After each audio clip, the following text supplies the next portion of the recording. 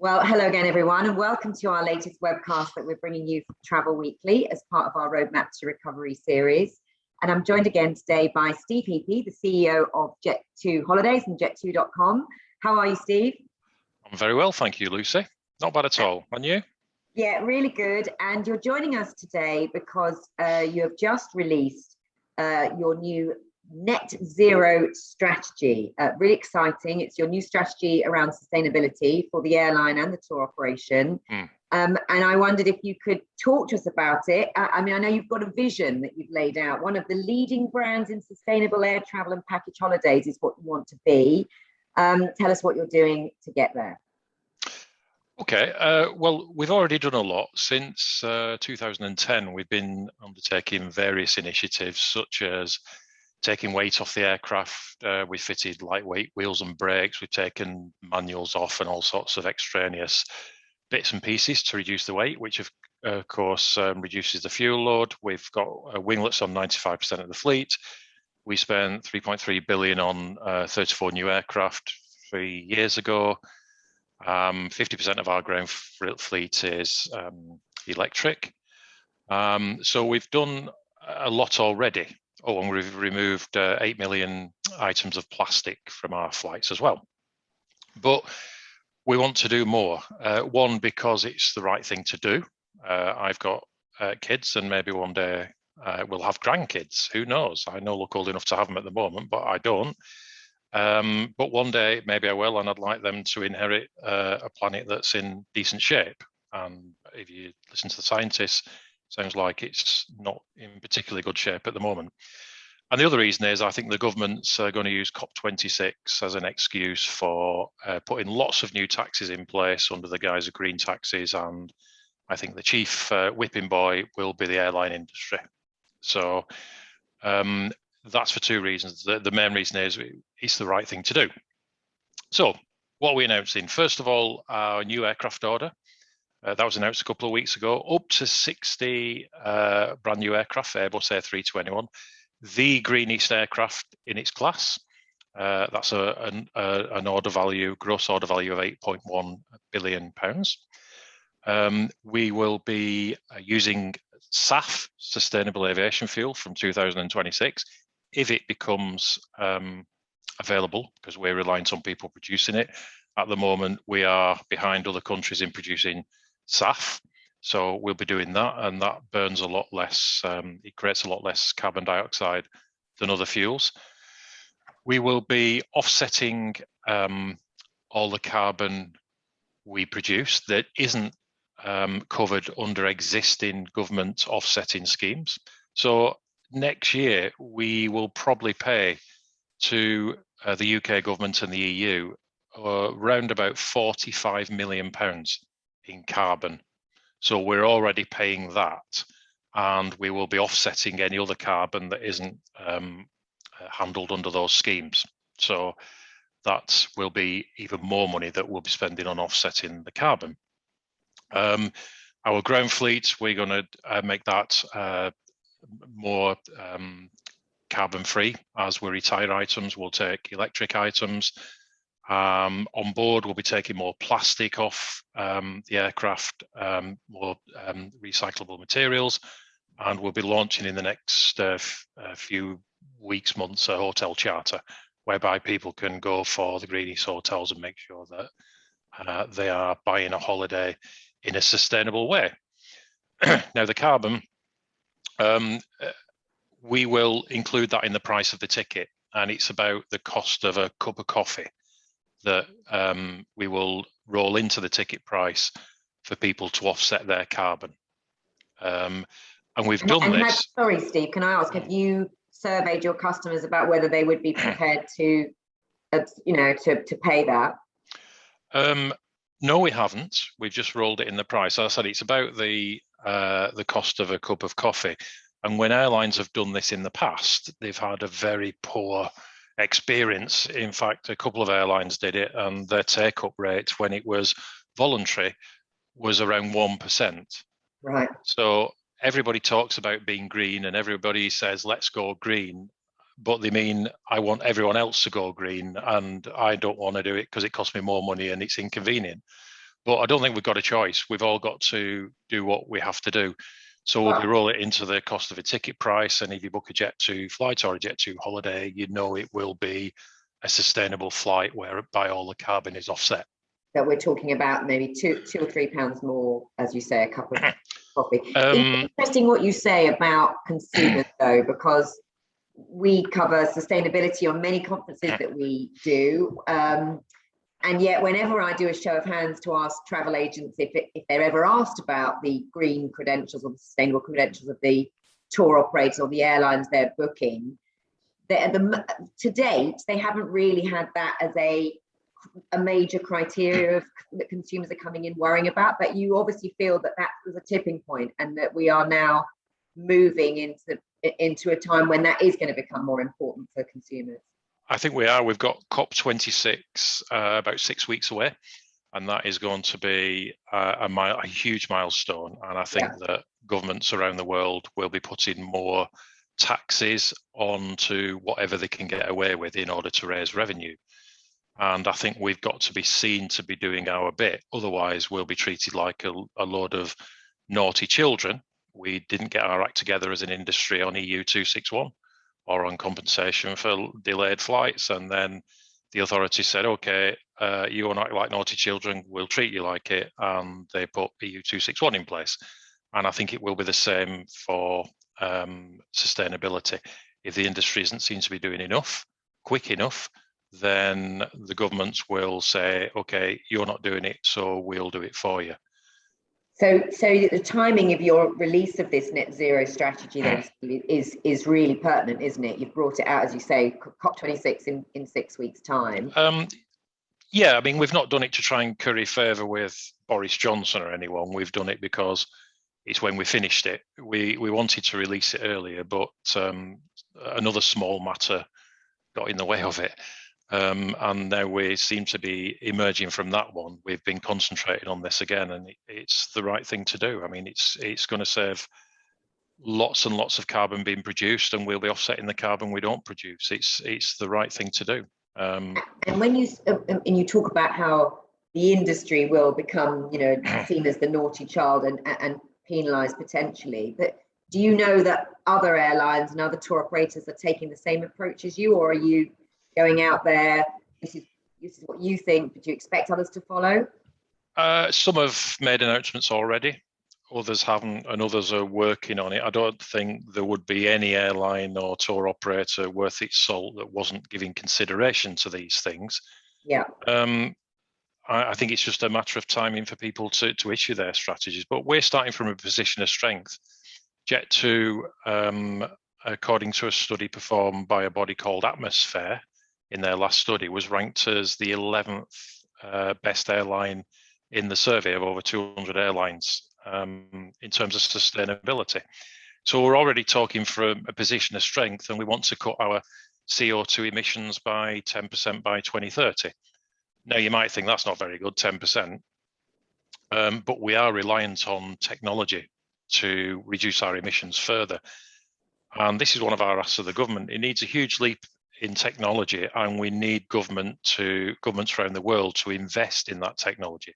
They've shown they can get together to do a vaccine for COVID. They can get together and develop new technology. I'm not sure battery technology will work. Batteries are too heavy. Yeah. They don't get lighter as you fly them, as fuel tanks do. They require a huge amount of rare earth minerals, such as lithium. There's not enough lithium in the ground to produce all the batteries that are necessary, and China owns most of the world's reserves of lithium.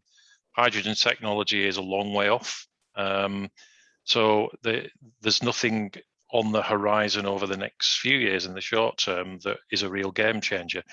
And we do need a real game changer to the extent that we went from a horse-drawn plough to a steam plough to tractors. It's that sort of technological leap that we need. And I don't think any single company will have the resources to do that. It needs governments to get together to do this. Yeah, well, I note in the foreword of your report that you're releasing today, Steve, you do say we cannot do this on our own.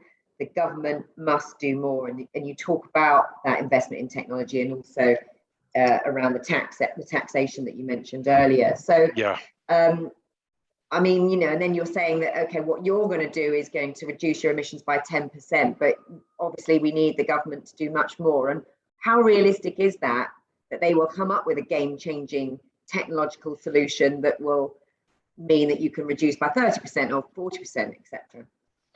Well, as I said, it needs a huge technological leap. And I mean, 200 years ago, we were just starting to use the steam engine. Things can change very quickly, and I'm sure that the technology might even exist. As we both know, technology is produced and kept secret and restricted to the military for years before it's released to the public. The technology may be out there. We need governments to come together and adopt that. And in the meantime, the government's using quite a blunt instrument to try and control demand. It's using consumption taxes, such as the sugar tax, which was designed to stop people eating sugar because it made them fat.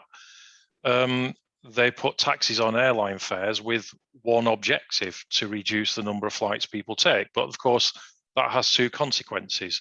First of all, there'll be less people working in the airline industry because there's less demand for flights. And secondly, flying will become a thing for the rich and privileged, which isn't good for anyone. We think travel's a force for good. We want as many people to travel as possible. So in that case, to try and fight the desire of governments to put consumption taxes in place, we have to become greener and clean our act up. And the governments already are collecting hundreds of £1 million in green taxes. We're going to pay, as I said, £45 million next year in green taxes. So you're saying you want those taxes to be diverted into environmental development? They should be ring fenced, or to use the posh government word, hypothecated. They're not at the moment. They don't promise to put any into green projects, neither the EU or the UK. And they've previously, you know, we've got the answers where we don't really do that. Well, you do it because you're doing it for the national insurance rise that happened a couple of weeks ago. That's hypothecated for the NHS. The government has promised to invest £13 million into the development of sustainable aviation fuel, which is a drop in the ocean. The Americans are investing over $4 billion. And I think it is something that the government could invest in, and we could become a world leader. I mean, we were the country that invented the telephone, the television, the steam engine, the jet engine, computers, the internet, graphene. We can be at the leading edge again if the government put the right amount of money in. And Boris Johnson gave his speech at the UN last night and said it's easy to go green. Well, it's not easy. It's very difficult and it's very expensive. And companies cannot do this on their own. They need the help from the governments to do it. I mean, for example, sorry, you did say talk. I seem to be talking a lot here, but never mind. For example, I mean, some of the strategies the government have come up with will not work. They're quite ill thought out. They say, for example, that they want everyone to be driving electric cars by 2030. Well, how's that going to happen? There's power shortages on the horizon at the moment. So however many tens of millions of cars on the road have all got to be charged electrically. Well, where's the power generation going to come for? Wind power dropped from 18% last month to 2% because the wind wasn't strong enough. So, you know, if we want to go green, which I think everybody does, we have to have the infrastructure in place. And at the moment, we don't have the electricity generation production in place that we need to. And the government has to take 5, 10, 15, 20, 25-year decisions in order to put the infrastructure in place to allow countries and individuals to become green. And that's what they need to do. They need to start investing heavily for the benefit of everybody. Is it your view then, Steve, that if you take the steps you're outlining in this strategy document today, and we'll perhaps go through those if you've got time in just a little bit more detail, but are you saying if you can show that you as an airline and a tour operator are doing everything you possibly can, that gives you a stronger case when you're lobbying government to do their side of the bargain that you're talking about, and to do that, to that investment into green projects and to help you ultimately become even greener? I hope so, because there's two ways you can cut emissions. Number one, you can do lots of things to reduce your emissions, such as we've done with weight, up to 60 new aircraft, new navigation equipment, etc. Or the government can take the meat cleaver approach rather than the scalpel approach and just say, okay, every flight is 100 quid more expensive. It's a green tax. Don't we all feel green because you're paying £100 tax, and then they'll spend it on MPs' pay rises or something, rather than putting it into green projects. So I think we've got to get a grip ourselves as an industry and really start to take these matters into consideration, because green issues are on the agenda. They're not going away. A few years ago, it was called global warming. Then it was called climate change. It's now referred to as the climate crisis or climate emergency. The pressure's ramping up. It's not going to go away. Do you really feel, Steve, that in 6 weeks' time, coming out of COP, do you think there could well be some policies announced that do put that level of tax on flying? No, I don't think there'll be that amount. I mean, who knows? But the trouble is, we as tour operators are at the end of a supply chain. Yeah. So if the taxes put all the way through the supply chain, governments will increase taxes anyway. There's energy companies, hotels, food, transport, coach companies, airports, airlines, you name it. It's involved in the supply chain. If every one of them has a green tax to some extent, then the end product, which is sold by the tour operator or the travel agent, will be much more expensive. And again, it'll have it's a very blunt instrument, but it is a consumption tax. You cannot escape the some people out of going on holiday. It will. I mean, you can't escape the fundamental laws of supply and demand. If you put price up, demand will drop. And that's what will happen with consumption taxes. I said that was the entire strategy behind the sugar tax, behind the carrier bag tax. It's all aimed at getting people to buy less of them. And that's what these blunt instruments will do for our industry, unless we really make efforts to demonstrate that we are taking every step to reduce our carbon emissions. Now, there's two parts to it. One's reducing emissions, which what we've done with the winglets, new aircraft, electric ground equipment. The other bit is reducing net emissions. So you produce emissions, whatever you do, but what you can do is offset those emissions. So what we'll be doing is offsetting any carbon that's not covered under government schemes by investing in schemes throughout the globe to try and put in renewable energy and carbon capture technology. It doesn't really matter where it is on the globe, because fortunately, we all breathe the same air. You don't have a national allocation of air. So if you do something wherever it is, it will benefit everybody on the planet. Yeah. And I know you're saying that you're going to maybe put £2, £3 on the cost of a flight, so your consumers will pay for some of it. But presumably a lot of these measures you're doing, Steve, are being funded by the company. It's not a cheap thing to do any of this. And coming out of a pandemic, to invest at this level must be quite a tough thing to do. It is. Absolutely, it is, but it's something that's not going away. I'm sure that, when the politicians get together in 6 weeks' time, the pandemic may be not talked about much. It's all going to be about the environment and sustainability. And we can't delay this. You look at the science, you hear what people say. It's not something we can put back till tomorrow. So we have to invest. As I said, we announced up to 60 brand new aircraft. That's 8.1 billion list price before discounts. And we've spent lots of money on extra navigation equipment, carbon wheels and brakes, winglets, new technology on the aircraft. We've done loads of things in order to try and reduce our carbon footprint. But there's some difficult choices. People say, oh, why do you have plastic bottles on board? Okay, well, you can replace them with glass bottles, but they're way more, so you'll burn more fuel. Or Tetra Paks. Well, Tetra Paks actually have a thin plastic coating on the inside, so you're still producing plastic then. Or let's not serve drinks on the aircraft. Well, that's not good either. So in many cases, it's the lesser of a number of evils. Producing contrails is something that's not supposed to be great. And if you, in certain conditions, you produce contrails. but you can change your altitude so you don't produce contrails. But if you've got to climb 3,000 feet to do that, you're burning fuel to go to 3,000 feet higher, so you don't produce contrails. So there's all these really difficult choices that you have to offset against each other to see what's best. So there's no silver bullet for this. It's trying to do what we can. Yeah. And it's not going to be easy. I mean, people have to realize that it's not going to be easy and it's not going to be cheap. Yeah. But it's not going to be overnight. It's a gradual thing, isn't it? It is, but the government have signed up to very stretching targets. I think it's a 68% reduction by 2035.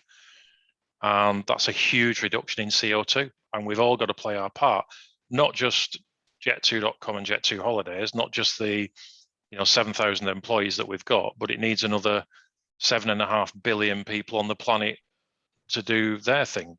And it's easy enough to say, well, these developing countries, they shouldn't have coal power stations, but we've had our industrial revolution. They're having theirs now. So as industrialized, relatively wealthy nations, we've got to do what we can. And I think everybody has to play their part. And I'm sure our customers, knowing that when they book a Jet2.com flight, they're buying a sustainable flight, will be quite happy to know that there's about £2 or £3 within that flight cost that's going towards green projects that will reduce the globe's CO2 production. Yeah. So you talked a lot about the on the ground changes in the air. You also you briefly mentioned in resort that you're going to be bringing out a sort of green hotel structure or policy. So tell us about what can you do in resort? Is that obvious to people? It's not just what we can do. Again, the whole industry has to come together. Hotels are separate entities and they have to do everything they can do to try and reduce their carbon footprint. We can't start wearing a hair shirt for everyone in the supply chain and say, okay, we'll pay for the hotels. That's for them to do. Contract hotels that have made efforts in towards the sort of environmental. We will be doing an environmental sort of labelling scheme, and at the end of the day, it'll come back to the fundamental laws of supply and demand. The customer will choose. If customers have sustainability on their agenda increasingly, then the hotels that have invested and become more sustainable products will be the ones that sell. It's just like a hotel spending money refurbishing. It's a lovely hotel. It's had loads of new features and it sells well. That's because the investment. It will be the same argumentation where hotels invest in sustainability issues. So we'll be highlighting that on the website and working with the hoteliers to try and get them to reduce the carbon footprint and give a product that an increasingly environmentally aware audience wants. Yeah.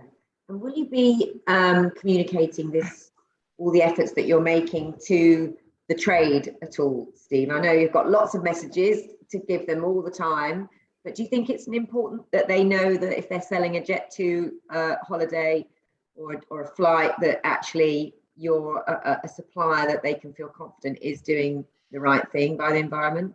Yeah, we're going to produce you've got the press release, which is a few pages long. We'll be producing a much cut down version of that with bullet points so that if customers do ask questions, they can be answered. Or if the travel agent wants to try and push a sustainable holiday, I mean, it's a great selling point. Yeah. Would you like to book a sustainable flight? Yes, I would. Excellent. I've got just the airline for you. It was voted top 10 airlines in the world for the last 3 years, according to TripAdvisor. It's Jet2.com. Had to get that in. So it will become increasingly a selling point because people are becoming more aware of this. And again, it's not going to be a choice soon. It's going to be mandated by national governments, the governments all over the world, local councils. Everyone will be doing this because we've got very, very stretching targets to meet as a nation and as a globe. I think it's interesting, isn't it, that the CEO of big airline, big tour operator is, you sound really, I know you're saying you've got to do it because it's coming and all the rest of it, but you do sound like you're really bought into this, that you are really personally passionate about it. Well, I am. Otherwise, you're a bit like King Canute trying to hold back the tide. You can't do it. You cannot fight this for a few reasons. One, it appears to be real. We are facing real emergencies. There's some islands that will disappear in the next few years, Vanuatu being one. Some of the Maldives will disappear if sea levels continue rising. So we can't really fight it. And the other thing is, we can't give governments all over the world a great excuse to just keep raising taxes, because what they'll say, oh, it's a green tax, in it. So you've got to take that, and people will accept it. And we've got, again, as I said last week, we've got to hold governments to account. Okay, you're raising all this money in the name of green taxes. What are you doing with the money? I hope you're not just paying yourselves a pay rise. You should be investing in sustainable aviation fuels. You should be investing in new technology. You should be investing in carbon capture. You should be planting millions of trees. Do what you need to do to reduce the carbon footprint, because it's not the government paying for it. Let's face it, we are paying for it. It is our money. You hold them to account. I mean, I guess you'll be there making sure that you're finding out where this money is being invested. But I mean, because we'll want to see, won't we? We'll want to see from the government that they are really taking this on board, encouraging the efforts that you're making and making sure that we're seeing where that money goes. Well, in that case, I would urge people watching this to once again write to their local MP. It's strength in numbers. We have a lot of power as an industry. Everybody write to your MP and say, we want green taxes. And as I said, we pay £45 million a year already in carbon tax, effectively. We want green taxes ring-fenced and spent on green projects where carbon is captured and removed from the atmosphere, or it's invested in technologies whereby carbon isn't produced or is produced in lower volumes. You are raising this money in the name of a green tax. Spend it on green projects. It's not a lot to ask, really, is it? Yeah, absolutely. And by the same token, Steve, all these pledges that you've set out in your strategy, will you be reporting annually on how you're getting on with those targets that you're trying to hit? Yes, we will. We'll do an annual sustainability report. It will be within our reports and accounts, which is subject to an annual and very thorough audit by our external auditors. So all our claims, all the numbers within there will be audited as rigorously as other financial statements, and every statement we make will be challenged, and it will be signed off by the auditors. So people will be able to see what claims we made, what targets we've put in place, whether we've met the targets, how much money we've raised for this levy we're putting on, and what the money's been spent on. We will hypothecate, ring fence the money, unlike the government, and we're quite happy to do that. I'm quite happy to be held to account and called a hypocrite or whatever people want to call me. I've been called worse in the past. At the end of the year, we've not delivered on targets, and we should all be doing that with the government as well. Okay. All right. Well said. But sorry, we shouldn't underestimate what happened last week. A lot of that was down to the lobbying we did as an industry. Once we got our act together as an industry and we cored down our message into 2 or 3 messages, the government started to listen. It was strength in numbers, and we have to do this on issues. These people are elected officials, and everybody has a route to their MP. Are you talking about the fact that they're scrapping the traffic light system, or we're getting rid of the amber category? Yeah, I mean, it was a good result. Yeah, it was a great result. You and I haven't spoken about that in detail since then, but you're saying that was because of the pressure that the industry put on.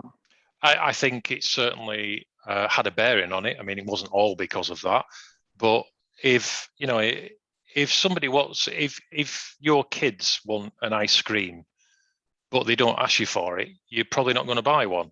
But if they mither you hour after hour after hour, mummy, can I have an ice cream? And you just say, oh, for God's sake, you'll buy them an ice cream. And it's the same sort of concept with lobbying. If you I think last week I used my example of Andy Dufresne, the Shawshank Redemption. He wrote a letter a week to the library asking for a load of books. And they eventually arrived after he'd been writing for like 3 years. And the day they arrived, he started writing 2 letters a week asking for more. It works. It really does work. It's pester power, as they say. Well, we've got you on then. How have your sales gone since then? I mean, Turkey coming off the red list must have been really important for you. Yeah, there was a huge pent-up demand for Turkey, and that's doing really well. But all our other destinations are as well. And I think the whole industry's had a big boost over the last few days. And what the industry needs is no bad news. We got good news last week. That was a huge boost. The longer we don't get bad news, it will get incrementally stronger every week, I'm sure, because people don't want to see a backward step. They don't want to feel like there's a threat of things getting worse, and people get used to things.